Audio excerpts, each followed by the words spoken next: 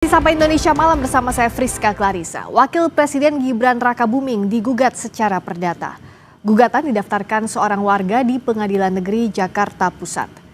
Dalam Sistem Informasi Penelusuran Perkara atau SIPP, terlihat perkara gugatan terhadap Wapres Gibran didaftarkan pada Jumat 29 Agustus lalu.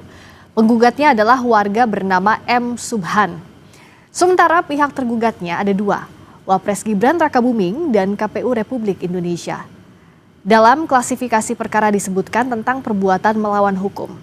Rencananya sidang pertama digelar pada Senin 8 September mendatang.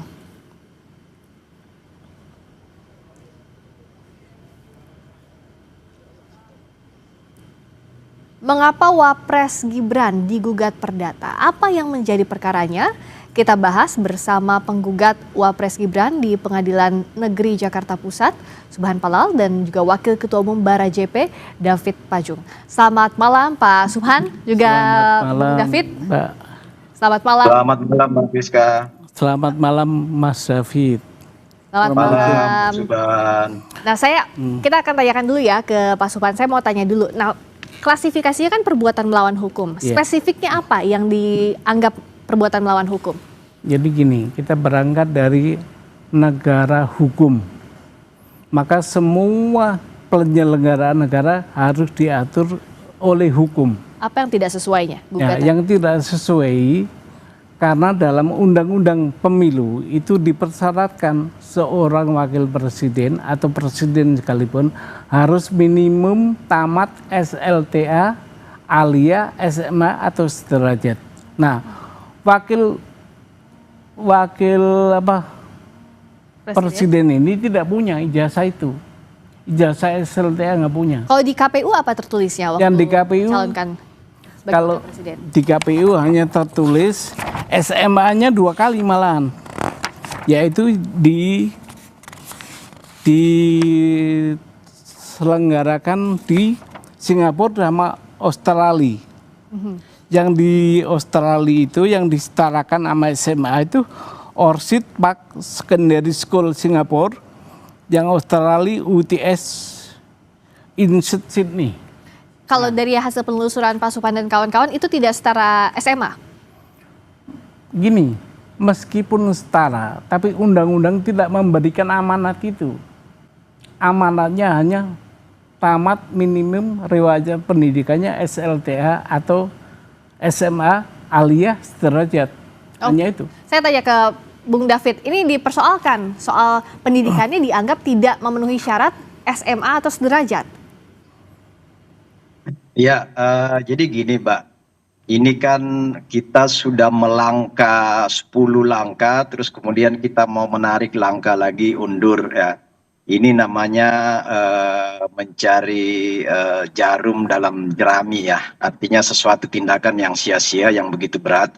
Karena gini, ini kita mencoba membangun sebuah kekisruan dialektika yang tidak konstruktif. Karena pertama, Mas Gibran ini tamat, justru tadi sudah disampaikan oleh Mas Subhan sendiri kan, tamat di 2 tempat malah, dan tempat itu adalah tempat berkelas. Di Orchid Park Secondary di Singapura dan di Australia.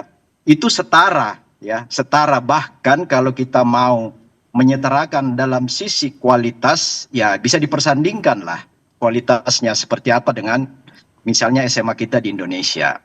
Lalu kemudian yang kedua, Mas Gibran ini adalah mantan wali kota, di mana persyaratan administrasi ketika maju di pilkada wali kota, lalu kemudian maju ke pilpres lagi sebagai wapres, itu kemudian mengalami lagi satu proses di KPU ya. Jadi 2 kali proses itu.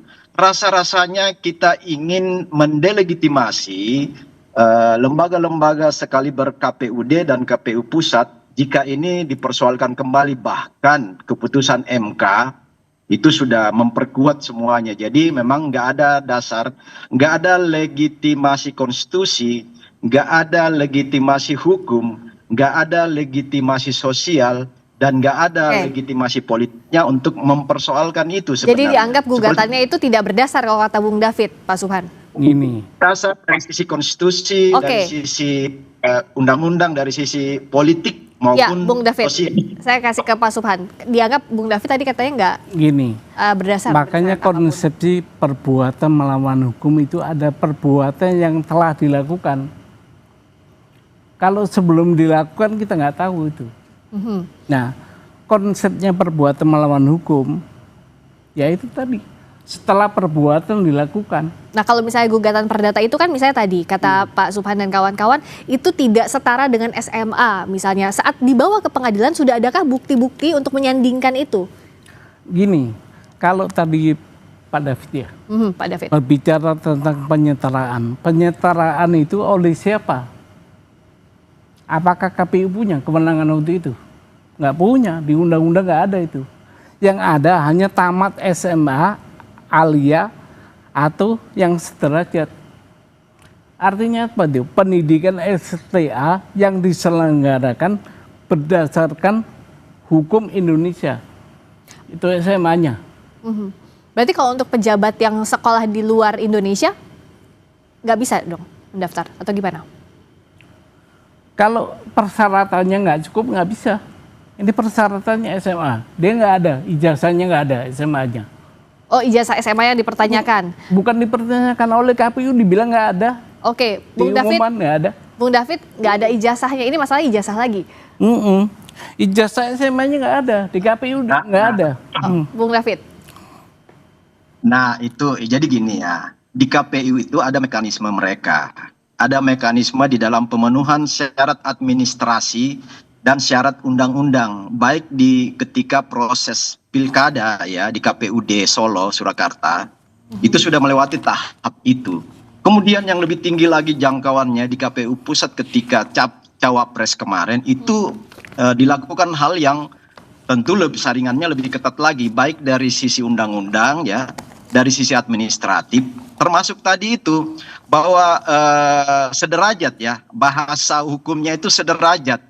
Nah, sederajat ini ya bukan di situ nggak bunyi bahwa itu khusus lulusan Indonesia. Coba Pak, di mana Pak Subhan temukan itu bahwa khusus lulus di dalam negeri atau pendidikan di Indonesia, kan nggak bunyi itu. Jadi prinsip hukum selama nggak ada bunyi itu maka nggak ada pelanggaran Pak. Dan ini kembali lagi ya, kita membuat kekisruhan lagi seolah-olah ini ada pelanggaran hukum ya. Kita mengabaikan mendelegitimasi tugas dan fungsi KPUD. Kemudian sekian puluh juta rakyat Indonesia, rakyat Solo yang sudah memilih Mas Gibran di Solo, rakyat Indonesia yang sudah memilih Prabowo Gibran di Indonesia itu dengan kemenangan 50% lebih ya, 56% itu kita mencoba mengabaikan itu. Ini hal-hal yang dicari-cari, kemudian kita mencoba membangun sebuah kekisruhan politik ya, kalau ini terus digoreng kepada hal-hal yang tidak konstruktif bagi bangsa ini.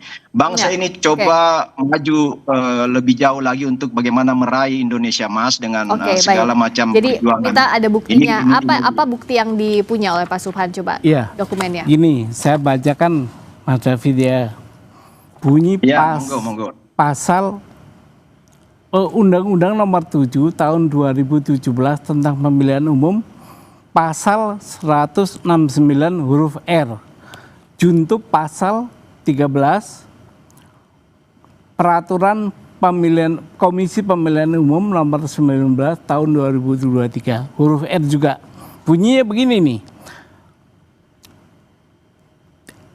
Berpendidikan paling rendah tamat sekolah menengah atas, madrasah aliyah, sekolah menengah kejuruan, madrasah aliyah kejuruan, atau sekolah lain yang sederajat.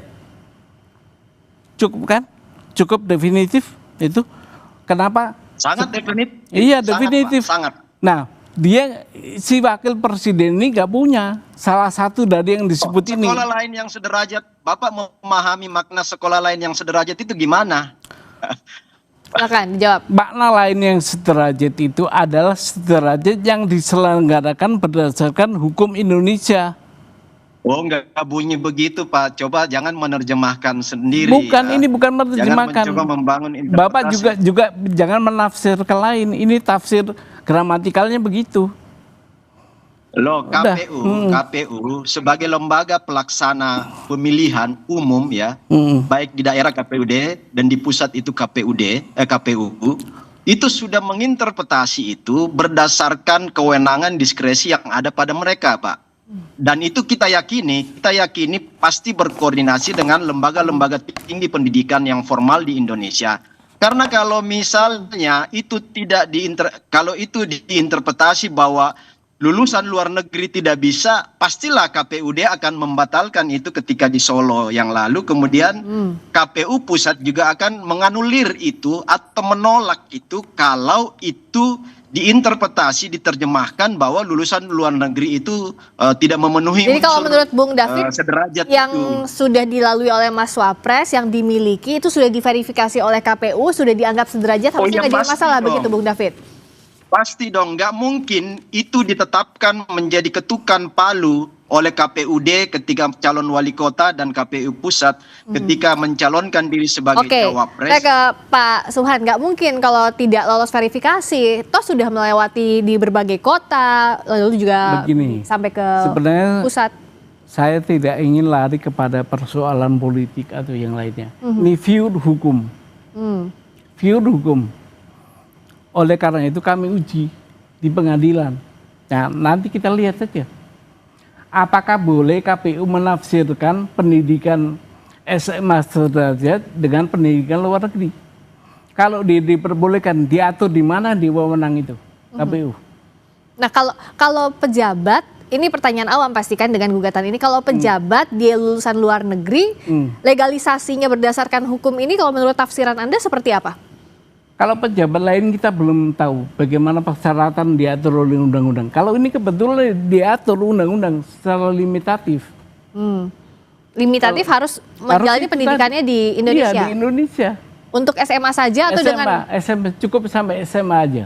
Oke. Iya. Nah, oke Pak Bung David, dianggap bahwa ya ini untuk SMA saja. Kalau tadi berdasarkan undang-undang, menurut tafsiran dari Pak Subhan, seperti itu, SMA-nya terbatas. Ya, itu kan tafsiran beliau Pak Subhan ya, dengan segala hormat ya. Itu tafsiran Pak Subhan. Karena gini Pak, lembaga yang berwenang di dalam proses menerjemahkan administratif persyaratan calon itu KPU ya. Nah, ini dasar hukum ya, dasar hukum dan dasar politik.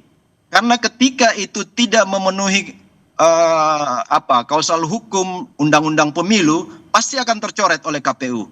Pasti itu, saya pastikan.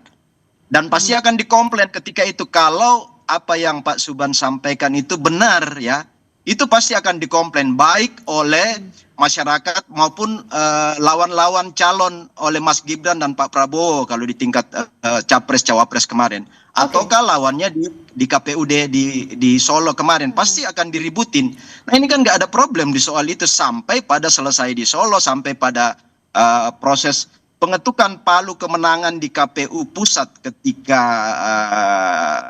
Pilpres itu diketukkan palu, itu nggak ada problem sama sekali. Oke, selama ini dianggap kata Bung David nggak ada problem dari dulu sampai sekarang. Kenapa waktunya sekarang Pak Subhan? Jawabnya nanti usai jeda di Sapa Indonesia Malam. Pak Indonesia Malam, saya ke Pak Subhan. Yang di pertanyaan Bung David tadi, kan kemarin sudah lolos di KPU tingkat daerah sampai ke tingkat pusat, kok baru sekarang digugatnya? Nah, begini Bu, ini sebenarnya hukum administrasi domainnya. Itu berlaku prinsip begini.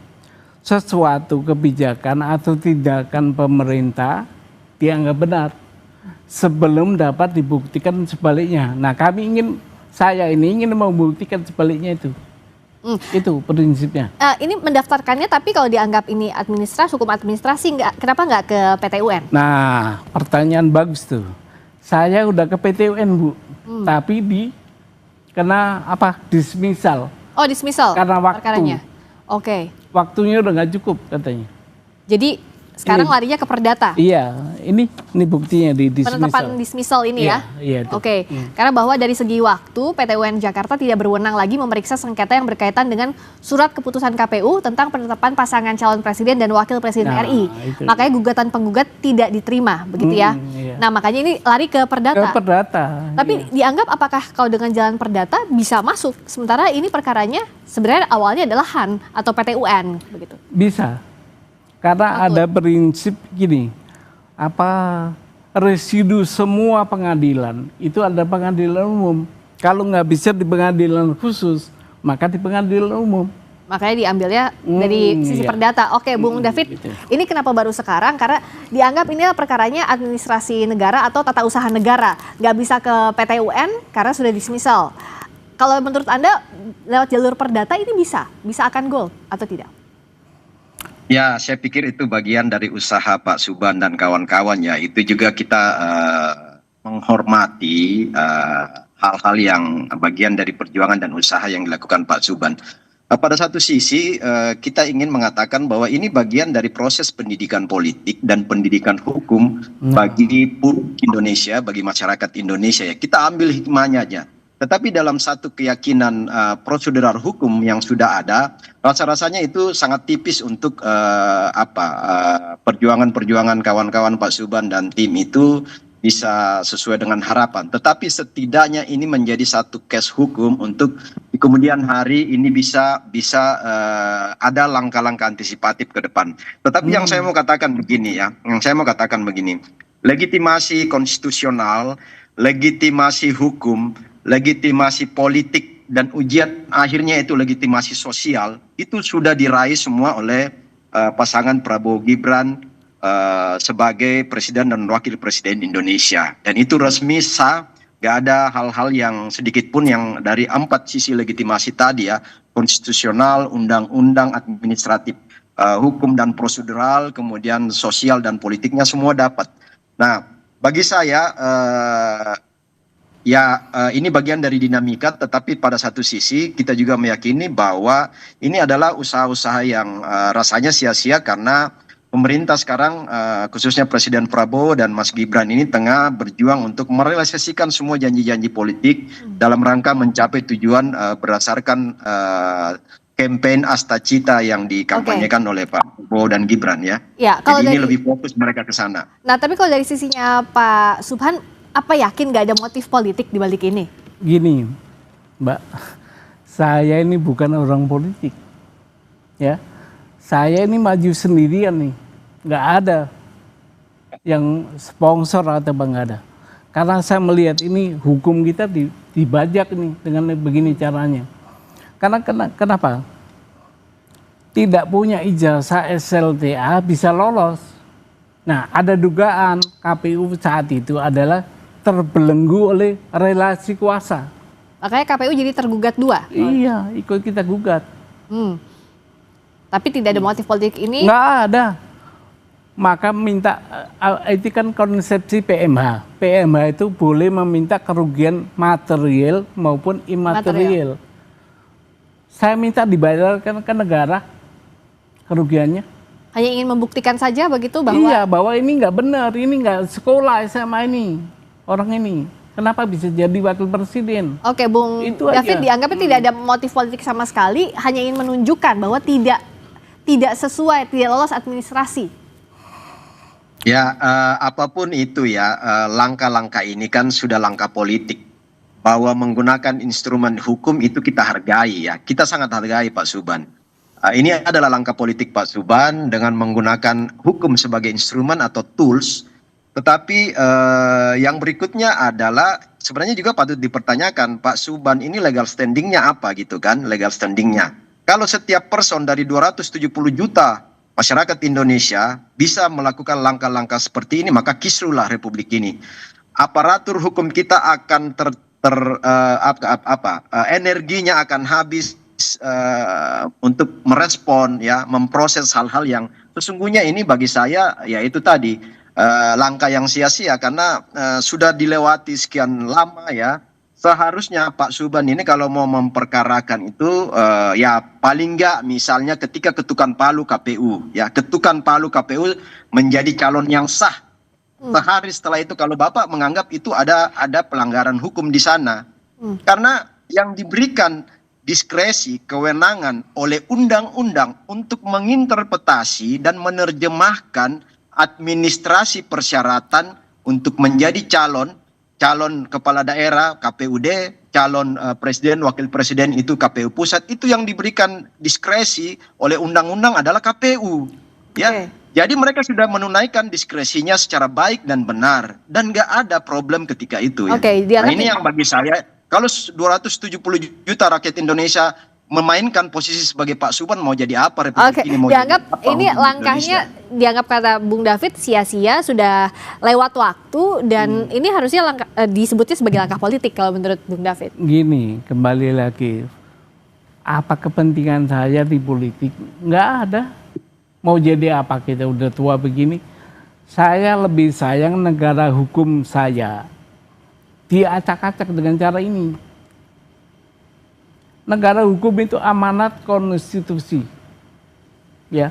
Nah, itu kan interpretasi Pak Subhan. Diacak-acak itu versi Pak Subhan kan, versi satu jiwa dari 270 juta, sekian puluh juta mengatakan nggak ada itu diacak-acak, nggak ada itu. Jadi kita jangan membangun sebuah opini yang ya justru ini opini yang mengacak-acak hukum yang dibangun oleh Pak Subhan, silakan dijawab.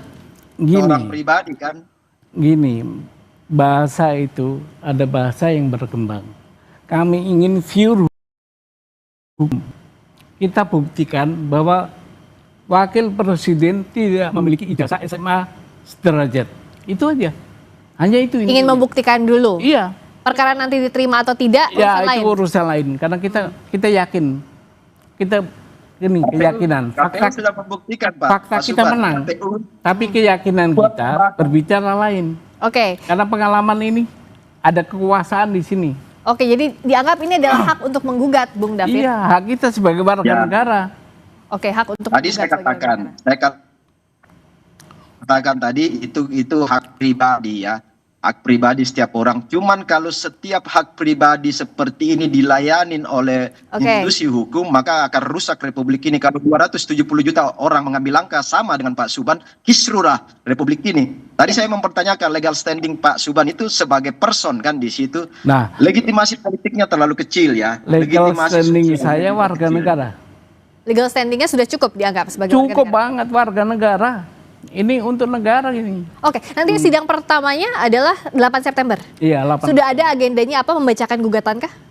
Agendanya pembacaan gugatan. Jadi kita tunggu nanti 8 September pembacaan gugatan akan dibacakan di Pengadilan Negeri Jakarta Pusat, diterima atau tidaknya kita ikuti proses yang berjalan. Terima kasih Pak Subhan Palal, penggugat Wapres Gibran di Terima kasih Mas juga selamat malam. Bung David Pajuk, Wakil Ketua Umum Barajp. Selamat berjuang Pak Subhan, ya. Iya, baik, terima kasih, selamat malam.